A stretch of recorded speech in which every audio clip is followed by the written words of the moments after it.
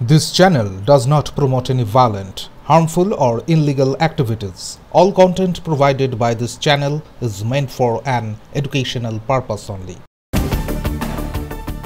গরু পাচার রুখতে গিয়ে দুষ্কৃতীদের লরির ধাক্কায় মৃত্যু হলো এক পুলিশ গাড়ির চালকের। ঘটনাটি ঘটেছে বৃহস্পতিবার ভোর রাতে পূর্ব মেদিনীপুরের নন্দীগ্রামে। পুলিশ সূত্রে জানা গিয়েছে ভোর 4:30 নাগাদ রিয়াপাড়া ফাঁড়িতে খবর আসে যে একটি লরিতে করে গরু পাচার করা হচ্ছে।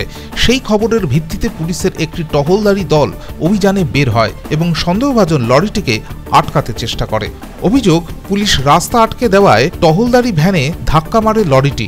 এরপর পুলিশের গাড়ির চালক ও অন্যান্য পুলিশ কর্মীরা দ্রুত গাড়ি থেকে নেমে পড়েন। ঠিক সেই সময় লরির চালক ইচ্ছাকৃতভাবে পুলিশের গাড়ির চালককে পিষে দিয়ে পালিয়ে যায়। ঘটনার পরপরই গোটা এলাকা জুড়ে চাঞ্চল্য ছড়িয়ে পড়ে। পুলিশ অভিযুক্ত লরির চালক ও পাচার চক্রের অন্যান্য সদস্যদের খোঁজে তল্লাশি চালাচ্ছে।